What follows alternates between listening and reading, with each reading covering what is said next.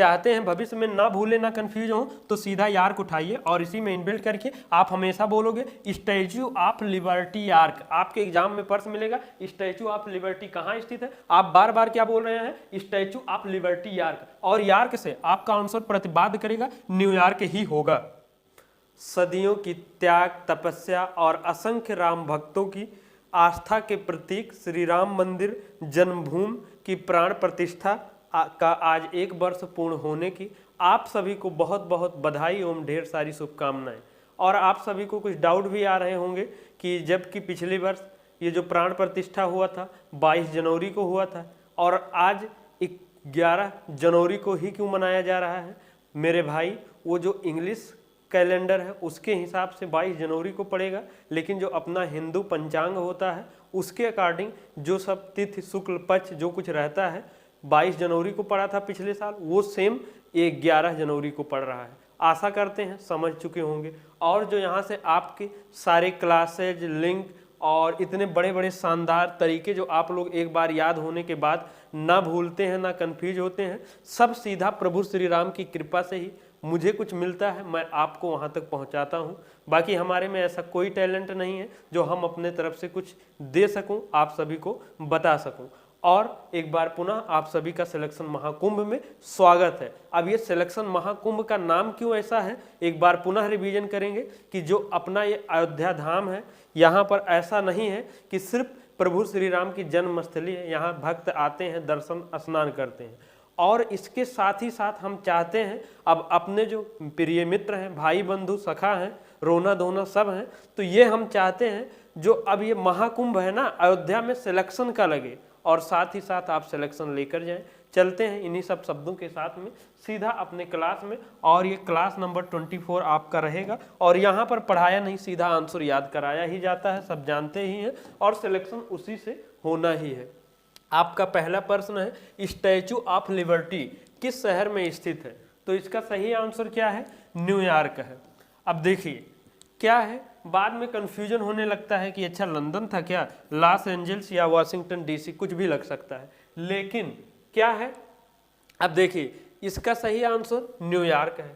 और हम लोग क्या करते हैं प्रश्न का आंसर बांध देते हैं। अब बांधने का मतलब ये है यहाँ न्यूयॉर्क में है तो यार्क उठाएंगे, अब इसका एक नया नाम देते हुए क्या बोलोगे स्टैचू ऑफ लिबर्टी यार्क या लिबर्टी यार्क। क्या अब ये स्टैचू ऑफ लिबर्टी ओनली नहीं रहा, ये क्या हो चुका है स्टैचू ऑफ लिबर्टी यार्क, ऐसे हमेशा बोलना ही है। तो ये जब स्टैचू ऑफ लिबर्टी जब तक देखेंगे एग्जाम में तब तक दिमाग आपका ये हिट करेगा ना भैया ये पूरा हमने आपको क्या पढ़ाया है स्टैचू ऑफ लिबर्टी यार्क पढ़ाया, और यार्क से यही आपका आंसर प्रतिपाद्य कर रहा है कि न्यूयॉर्क के सिवा कुछ और ना हो। और न्यूयॉर्क कहाँ पर है अमेरिका में है, और ये 93 मीटर ऊंची मूर्ति है। अब इससे रिलेटेड एक आपको अपने इंडिया में मिलेगा क्या स्टैचू ऑफ यूनिटी जो सरदार वल्लभ भाई जी की मूर्ति है।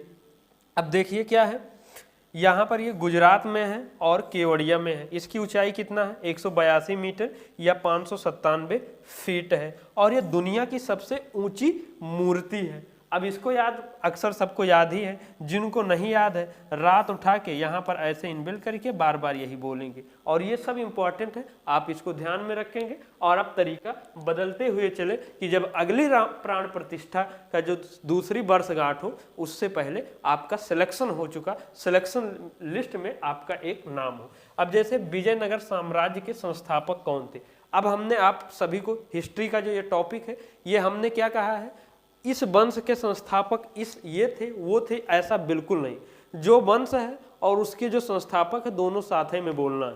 अब जैसे विजयनगर साम्राज्य के संस्थापक अलग से याद किए कृष्णदेव राय नरसिंहा ये सब हुआ तो फिर गलत हुआ, फिर भूले और कंफ्यूज हुई हैं, और बार बार आज तक पढ़े ही होंगे और कंफ्यूजन हो ही रहा होगा।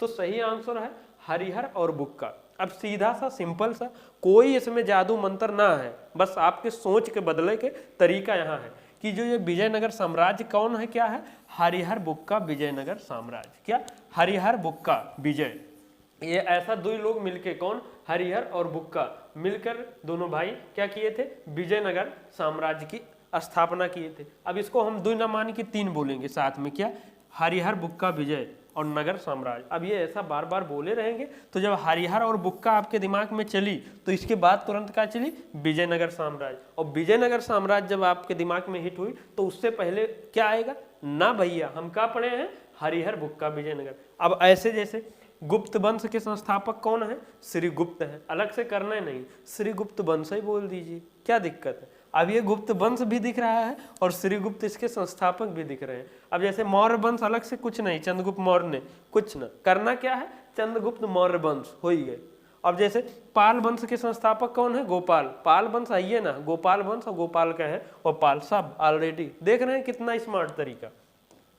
देशज खेल, क्या, कलरी पायडू पट्टू या कलियारी पायडू पट्टू जो आपको दिखा मिले, और मूलतः किस राज्य से संबंधित है, तो सही आंसर क्या है, केरल राज्य से है। तो अब देखिए कलरी को या केलरी कर दीजिए या केरली कर दीजिए, जो कर दिए, और केलरी या कर दिए, बस आपका यहीं से आंसर दिख गया कि केरल आगे पीछे थोड़ा तुतला हो के कुछ ना कुछ तो निकल ही जाएगा, तो ये आपका ये निकल जाएगा। और क्या बोलोगे, केलरी पैट्टू मार्शल आर्ट। अब जितने भी मार्शल आर्ट है मैक्सिमम हमने कवर ही करा दिया है। अब जैसे सरित सरक मार्शल आर्ट कहाँ का है, मणिपुर का है, और मणि इसको क्या बोलोगे, सरत मणि, सरित मणि और सरक मार्शल आर्ट, ये बार बार इसी में बधा हुआ है। और परिखंडा को क्या बोलोगे, परिहार खंडा मार्शल आर्ट, और हार से आपका आंसर बिहार ये हो जाएगा। अब इतना स्मार्ट है, अब इतना हम बार बार नहीं लिखेंगे, आप लोग समझ जाइए। और ये क्या होगी, मणिपुर हो जाएगा।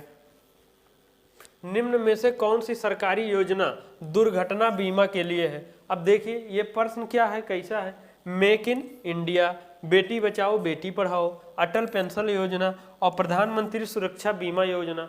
अब देखा, अगर इसको देखा जाए तो हमें ना ये आवत है ना ये आवत है, इसको कुछ ना आवत है, लेकिन आंसर आप निकाल सकते हैं। और जहां ना निकलत है वहां हम लोग क्या करते हैं, जबरदस्ती सिलेक्शन महाकुंभ वाले निकाल लेते हैं। तो क्या करना है, अब देखो मेक इन इंडिया कुछ ऐसा कुछ तो ना दुर्घटना की लागत है, लेकिन एक है जो यहीं पर दुर्घटना और सुरक्षा बीमा की बात किया जा रहा है, तो अर्थात यही होगा और यही आंसर है। और ये कब लागू हुआ था, 2015 में लाया गया था। इसमें क्या था, जो आकस्मिक मृत्यु हुआ या जो विकलांगता हुआ उसका आपको कवरेज या कुछ मुआवजा दिया जाएगा।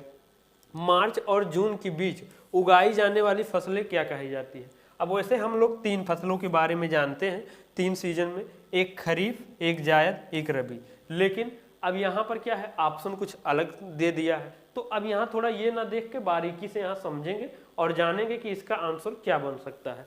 अब जैसे मार्च और जून के बीच में, तो ये मार्च और जून वही मेन गर्मी वाला होता है। अब वैसे तो होना चाहिए इसका आंसर कौन सा, ये जायद की फसलें, लेकिन अब ये जहाँ जायद ना दिया है तो क्या होगा, और मार्च अप्रैल मई जून यही गर्मी के सीजन है, तो यहाँ पर ऑप्शन को देखते हुए आपका आंसर क्या निकलेगा, ग्रीष्मकालीन फसलें निकलेगा। और पहले खरीफ आएगा, फिर जायद क्या आएगा, रबी आएगा, इस सब का हमने बड़े शानदार तरीके से बताया है। संविधान में संसद के संपादन कार्य के लिए किन भाषाओं का उल्लेख है। अब अगर देखा जाए तो कौन ऐसी भाषाएं हैं जो ऑल ओवर इंडिया फॉलो किया जाता है या की जा सकती है, तो आप देखेंगे सॉरी तो एक तो ऐसा है इंग्लिश अर्थात अंग्रेजी, जो इंडिया क्या इंटरनेशनल भी यही कॉमन है, तो एक आंसर हो जाएगा अंग्रेजी। दूसरा कौन ज़्यादा मैक्सिमम बोला जाए तो वहाँ से भी आइडिया निकाल लेंगे। तो कहीं ना कहीं आप सब ये तमिल कन्नड़ ये सब उर्दू को ना जाते हुए हिंदी को ही देखेंगे तो आपका आंसर निकलेगा हिंदी। और जो अंग्रेजी है ये भी मैक्सिमम सबको पता ही है। और ये आर्टिकल किस में है, 343 में है। संघ की जो राजभाषा संबंधी क्या प्रावधान किया गया है ये आपको बताया गया है। और संविधान लागू होने की तिथि क्या है, 26 जनवरी 1950, जबकि बनकर कब तैयार हो गया था, 26 नवंबर 1949 में। ये थोड़ा आप बारीकी से ध्यान रखेंगे। अब बोस्पोरूस जल संधि निम्न में से किसे जोड़ती है। अब देखिए आपको नहर या जल संधि जो आपको मिलता है ना, बहुत कंफ्यूजन करता है। और कंफ्यूजन करता है कभी काला सागर, भूमध्य सागर, लाल सागर, काला, बहुत कंफ्यूजन हो जाता है। कितना मैप क्या करूँ कुछ ना समझ में आओ तो आपन यहाँ पर एक तरीका है कि भैया जो जिसका है वही में अपने पास लेके चलो। सिंपल सा तरीका है कि आपके पास 10 बुक है, 10 बैग है, मान लीजिए इसे, इसमें कोई नाम कुछ ना लिखा है। अब 10 लोग को देना है, सेम उन्हीं को देना है, तो बहुत दिक्कत हुई, बहुत कन्फ्यूजन आई कि कौन किसका क्या था। लेकिन अगर सब में अगर नाम लिख दिया है, शशांक भाई साहब का है, राम भाई का है, कुछ और का है, तो अगर नाम लिखा हुआ है उनके साथ वो कीवर्ड जुड़ा है तो कोनो असुविधा ना हुई ना।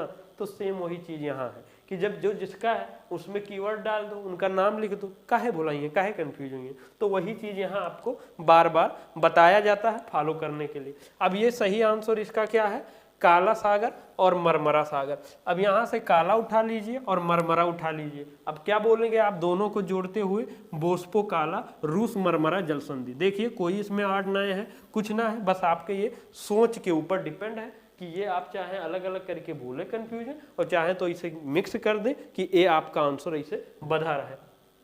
अब जैसे सोएज नहर है, किस किस को जोड़ता है, ठीक।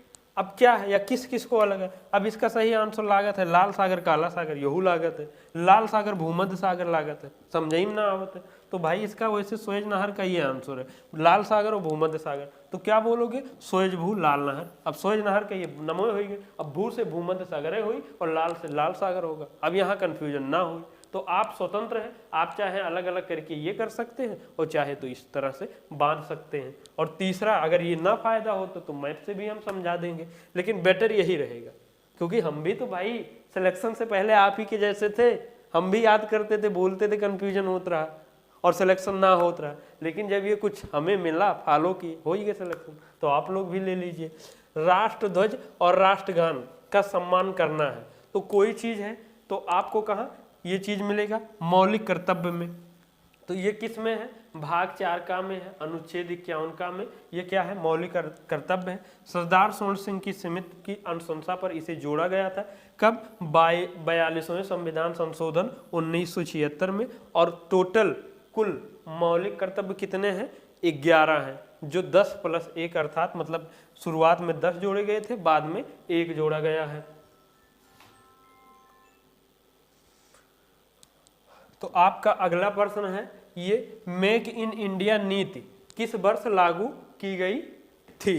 तो आपका सही आंसर क्या है, 2014। अब इसको वाला आप सभी को बता दें कि कितने शानदार। अब देखिए मेक इन इंडिया कितनों आप मतलब भाई कुछ लोग स्मार्ट हैं, कुछ लोग को एकदम कंफर्म, हम ये नहीं कह रहे हैं, लेकिन 70% 60% ऐसे भी बच्चे होंगे, रोना धोना सोना बाबू जादू टोना सब हुई हैं, जो कन्फ्यूजन होता होगा कि ये मेक इन इंडिया 2014 में आया था, 15 में आया था, 12, 13, ऐसा कुछ 16 में कन्फ्यूजन होता है ना। तो इसका सिंपल सा तरीका यही है, क्या है, चलिए कभी अगले क्लास में बताएंगे, या अगर आप लोग ये चाहते हैं कि इसको भी बता दिया जाए तो कमेंट में जब बताएंगे तो इसको हम अगले क्लास में इनबिल्ट करके बड़े शानदार तरीके से बता देंगे। लेकिन जब आप कमेंट में अच्छे से कहेंगे कि बताइए। अब ये मुफ्त और अनिवार्य शिक्षा भारत के किस आयु वर्ग के बच्चों के लिए सुनिश्चित की गई है। तो सही आंसर क्या है, 6 से 14 वर्ष के बच्चों के लिए। और ये क्या है, अनुच्छेद 21 का में है, 6 से 14 वर्ष के बच्चों को मुफ्त एवं अनिवार्य शिक्षा का। ये कैसे 6 से 14 रहेगा, 12 रहेगा, क्या रहेगा, आप इसको ऐसे याद रखेंगे। इसका भी मज़ेदार तरीका है, लेकिन सब कहेंगे, आप लोग कहते हैं सब जगह ट्रिकिए इनबिल्ट हो जाता है। अब देखिए इडुक्की हाइड्रो इलेक्ट्रिक परियोजना किस राज्य में स्थित है। तो इसका सही आंसर क्या है, केरल है। अब देखो इडुक्की को हम लोग केलक्की बोले थे, तो वहाँ से केरल निकल, लेकिन अब थोड़ा कोई चीज़ होता है ना, जब ज़्यादा अच्छे से मेहनत करो, उस पर समय दो, टाइम दो, तो वो भी और शानदार तरीका निकलता है। अब इडुक्की को किडुक्की ना बोल के, ऐसा कुछ ना करके हम लोग यहाँ केरल के लिए रल जोड़ेंगे, और ये क्या बोलोगे, इडुक्कीरल। अब और ये शानदार हो गया कि ये एज इट इज पर्सन भी बना रह गया, आंसर भी। अब देखिए आपको ये क्या, इडुक्कीरल, इडुक्की को क्या बोलना है, इडुक्कीरल हाइड्रो इलेक्ट्रिक परियोजना।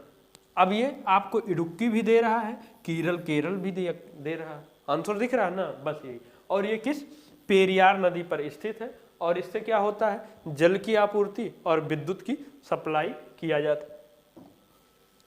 अशोक ने धम्म के प्रचार के लिए किस नए पद का निर्माण किया था। अब देखिए, तो कहीं ना कहीं अगर ये भी ना आता हो तो हम लोग रिलेट करके क्या चले जाएंगे, धम्म महापात्र के पास आंसर चले जाएंगे।